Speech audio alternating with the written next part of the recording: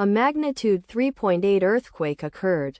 Samar, Philippines. 124 kilometers NE of Panalinoy, Philippines or 48 kilometers E of Dolores, Philippines. On Monday, the 28th of July 2025, at 16 hours 22 minutes and 7 seconds local time, the quake had a depth of 10 kilometers and was not felt, or at least not reported so. Data source from EMSC. Did you feel it? Let us pray. May the earthquake that occurred not affect our brothers and sisters there. May the earthquake not happen again. And may God protect everyone. Amen.